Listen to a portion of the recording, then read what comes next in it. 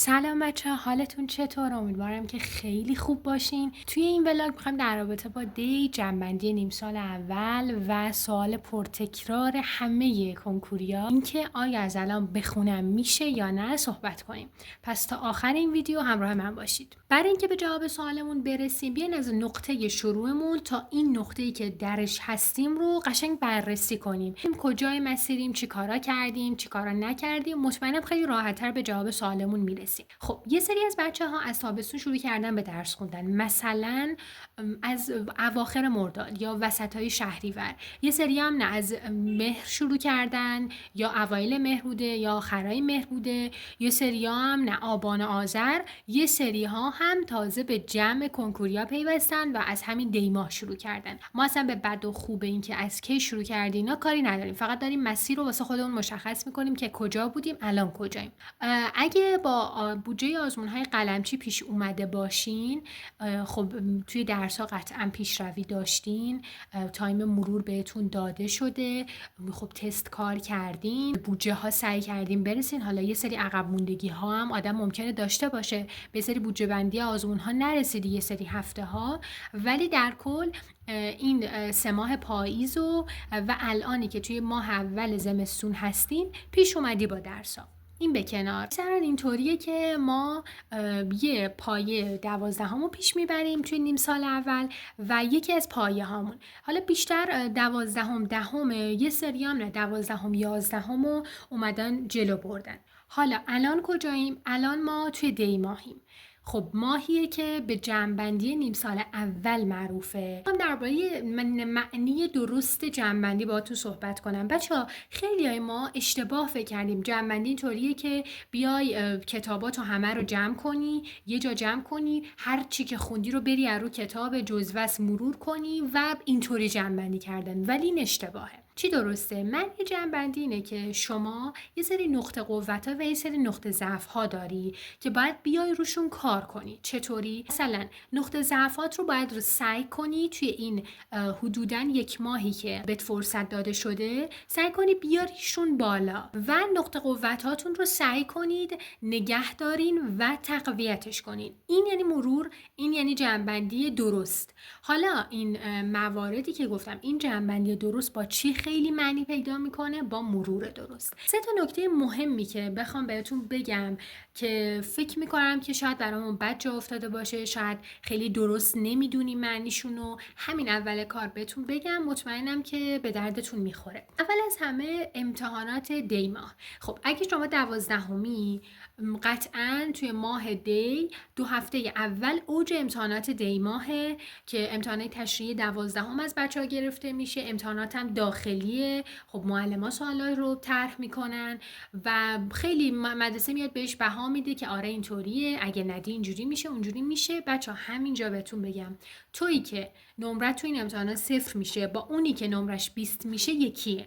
یعنی هیچ تأثیری نمیتونه توی روند درسی تو، روند تحصیلی تو داشته باشه. پس همین اول کار امتحانات دیما فاقد اهمیته و اصلا اهمیتی نداره. نمیگم براش وقت نذار، چون کسی که از اول یه سری درس‌ها رو با بودجه بندی آزمون‌ها پیش اومده باشه یه سری چیزا رو بلده. اینطوری نیست که دیگه هیچی بلد نباشه، ولی اینجا تو میتونی با یه تیر دوتا نشون بزنی که خب جلوتر بهتون میگم حتما. موضوع دوم، تست زدن توی این ماهه. خب این موضوع حالا بیشتر برمیگرده به 12میامون، به خاطر اینکه فشارشون یه ذره بیشتره دیگه. امتحانات دی ماه رو دارن و یه ذره براشون خب سخته همه کارا رو با هم هندل کردن، ولی میشه، مطمئن باشین. اما بچا خیلی‌ها هستن که تست زدن تو این ماه کلا کنار میذارن، میان چیکار میکنن؟ امتحانات تشریحی رو میخونن. به چه علتی؟ به این علت که آقا ما خرداد ما باید بریم امتحان نهایی بدیم، پس این امتحانات تشریحی قطعا به درد من میخوره، میتونه منو جلو بندازه، پس بیام بی خیال تست زدن و کنکور و اینا بشم، ماه بعد ان ادامه میدیم.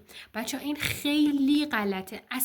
اصلا تست زدن و کنکور خودتون رو فدای امتحانات تشریحی نکنید، خیلی کار اشتباهیه. سومین نکته، مرور. خیلیامون به نظرم با معنی مرور آشنا نیستیم، چون مرور یعنی تست زدن. مرور بدون تست هیچ معنی نداره. مرور یه سری مراحل داره که اگه به درستی انجامش بدی میتونی بگی که این مرور من درست بوده، من مرور این بخشم رو به درستی انجام دادم. من براتون تک به تک مراحل رو میگم، امیدوارم هم خوب گوش کنید هم خوب عمل کنید. عمل کردن خیلی مهمه. اول از همه مرحله اول مرور اینه که تو تست زماندار بزنی. یه بخشی رو مثلا از زیست 12 بخش ژنتیک رو انتخاب میکنی، چه بهتر که بیای طبق سرفصلای خود دفترچه زیست کنکور جلوش ببری. چطوری 45 تا تست انتخاب کن، طبق زمان دفترچه اول پیش برو و بتونی که اون تستایی که انتخاب میکنی هم سطح سوالای کنکور هم باشه، خیلی عالیه. بیا این تستا رو طبق اون ساعت و زمان و تو اون شرایط کنکور که حالا توی ویدیوهای بعد قطعا درباره شرایط کنکور هم با هم صحبت میکنیم، میای این تستای زماندار رو میزنی. بعد از اون مرحله تحلیل. بچا تحلیل خیلی مهمه، یهو نرین بگین نه بابا نمیخواد و من میدونم و جواب سوالا رو نه. قشنگ پاسخنامه رو میاری، سوالا رو تک به تک گزینه ها رو مخصوصا توی زیست که چقدر کلمات تعیین کنندن تحلیلشون میکنی. بعد از اون مرحله لکه گیریه. من یه نکته هم بگم، تو این مرحله 2 که تحلیل آزمونه، بچا دلیل اشتباهی یا درستی یا نزدن هر سوالتونم بگین. مثلا من این تست رو نمیزنم به این دلیله، تو این تست رو نمیزنی به یه دلیل دیگه ایه. دلیل خودتون رو بنویسین جلوی اون تسته. مثلا بگی من به این دلیل چون مرور خوبی نداشتم توی این بخش، توی این تیکه از این درس من خوب متوجهش نشدم، من تیپ تست مثلا ژنتیکو اینجوری بلد نیستم. توی مرحله بعدی میای چیکار میکنی؟ لکه گیری. لکه گیری هم مثل تمام مراحل دیگه مرور مهمه. اینطوریه که تو میای بین اون 45 تا تست میبینی که کدوم بخشو خیلی دیگه توش مشکل داری، کدوم تیپ تستو خیلی توش مشکل داری، اون بخشو انتخاب میکنی، میری جزوه یا نکات یا متن کتاب رو که مربوط به اون بخش رو میخونی. مثلا میگی من میخوام این تستای علامت دار شده این بخشمو بیام دوباره تست بزنم ازشون، همینا رو به عنوان رفع اشکال خودت قرار بدی. یا نه بگی که من میرم 15 تا 20 تا تست گلچین شده از آزمونای دیگه از همین تیپ تست رو پیدا میکنه و اینا رو میزنم. بهتر که همین تستای علامت دار شده کتاب خودتون رو جلو ببرین که حداقل روی یک منبعتون کامل مسلط بشین. بچه‌ها انقدر این مراحل مرور مهمه که مطمئن باشین دفعه بعد توی آزمون دیگه‌ای، حالا آزمون جامعه که بزنی، این آزمونی که براتون مثال زدم آزمون تک درس بود، تو آزمون‌های جامعه بعدی قطعاً خیلی بیشتر مسلط‌تری رو این بخش. چرا؟ چون تو مرحله مرور این بخشت کامل شده. میرسیم به یه بخش مهمی، این که شمایی که 12می، شمایی که پشت کنکوری، میخوای چیکار کنی تو این دیما. بچا من واقعیت قصد داشتم این ویدیو رو خیلی زودتر بگیرم ولی نمیدونم چرا یه جوری استرس داشتم، میگفتم نکنه یه حرفی بزنم که یه جای مسیر رو بچه‌ها غلط برن یا هر چیز دیگه‌ای. یه ذره نگران بودم ولی بعدش دیگه گفتم دلو به دریا بزنم. واقعا این صحبتایی که میکنم و به عزیزترین کس هم اگه بیاد بهم سوال بپرسه بگه چیا مثلا بهم پیشنهاد بدی، همینا رو میگم. اینقدر برام مهمه این ویدیو و این نکات رو دارم بهتون میگم. بچه‌ها شما چه 12می باشی چه پشت کنکوری باشی به دو دسته تقسیم میشید. 12می هایی که از اول قوی و درست حسابی اومدن جلو، به بوجه آزمون ها رسیدن، تست زدن، عقب موندگی زیادی خیلی ندارن و قشنگ جلو اومدن. یا 12می که دست و پا شکسته اومده جلو، مثلا در هفته ساعت مطالعهش کم بوده، تعداد تستاش کم بوده، یه جاهایی به بودجه آزمون نرسیده و مشکلاتی که میدونین دیگه، خودتون میتونین با خودتون چند دیگه. من خودم میدونم که من کم گذاشتم از اول مهر یا نه کم نذاشتم، من خوب پیش اومدم، استمرار داشتم توی درس خوندن. پشت کنکوری ها هم همینن دیگه، چه اونایی که قوی اومدن چه اونایی که نه ضعیف و حالا دست و پا شکسته و اینا جلو اومدن. اول ببین درباره 12میامون صحبت کنیم. بهتون گفتم که 2 هفته اول دیما اوج امتحانات و قطعا شما امتحاناتتون پشت سر همه. من خودم اون موقع، حالا میگم اون موقع خیلی دور نیست ولی اینطوری بود که میرفتیم امتحان میدادیم برمیگشتیم خونه. اگه اینطوری باشه که خیلی به نفعتونه. حالا اگه اینطوری هم نبود بازم مشکلی نیست، با برنامه‌ریزی به خیلی چیزا میشه رسید. اصلا این بابتا نگران نباشین. اگه 12می و امتحانات تشریحی ترم اولم داری و میخوای شرکت کنی توشون، که اکثرا بچه‌ها شرکت میکنن، میخوای شرکت کنی توشون، این 2 هفته‌ای که اوج امتحاناته میتونی یه کار درست حسابی انجام بدی. این که علاوه بر امتحانات تا یه حدی میخونی، نه خیلی زیاد، از این ور هم جمع‌بندی 12 12 تو داشته باشی. مثلا تو داری برای زیست 12 میخونی دیگه، فکر کنم که 3.5 فصل 4 فصل اول جزء امتحانات توی امتحان تشریحیت باشه. برای اینم اینور جمع‌بندی کن. اول تست زماندار تو بزن، بعد تحلیلش کن، بعد تو مرحله لکه گیرید یه جوری میتونی بخونی که به امتحان تشریحیت هم برسی. در رابطه با بخچه خوندن درسم بهتون بگم خیلی کار اشتباهیه ها. اینکه کل روزتو بیای به زیست اختصاص بدی خیلی اشتباهه. 2 هفته بتونین 12 رو باهاش جلو ببرین با این امتحانا به شدت شما رو جلو میندازه. پشت کنکوریایی که دست و پا شکسته خوندن چه قوی خوندن. اونایی که دست و پا شکسته خوندن یه سری عقب موندگی ها از یه سری دروس دارن دیگه، سعی کنن که خب اونا تایم خیلی آزادتری نسبت به کسی که 12 داره. اونا صدی به نام امتحانای ترم اول رو ندارن، پس قطعا خیلی بیشتر میتونن وقت بذارن. عقب موندگی هایی که دارید و سعی کنین جبران کنین با ویدیو دیدن، با درسنامه خوندن، تست زدن و اصلا فراموش نکنید. اما اونایی که قوی خوندن، خب اونایی که قوی خوندن قطعا برنامه مرور رو خواهند داشت، میتونن برنامه پیشروی هم داشته باشن، برن یه بخشی از 11 رو شروع کنن. در کل بچا بازه دیما بازه مهمیه، فرقی نمیکنه پشت کنکوری باشی یا 12 باشی، قوی خونده باشی یا ضعیف خونده باشی، که این ماهو به خوبی وقت بذاری. نمیگم ماهای دیگه کارت خیلی سبکه، نه، ماهای دیگه هم باید درستو بخونی، اینطوری نیست. بچا نکنه که شما بگین که نه من امتحانای نهایی رو خرداد ماه دارم، الان دیگه هنوز میتونم بعد عیدم بشینم بخونمش. اصلا همچین کاری رو نکنین، چون ما سطح امتحانات نهاییمون هر سال داره سطح سوالا جزئی تر میشه روی متن کتاب و خودتون میدونین دیگه. اگر حداقل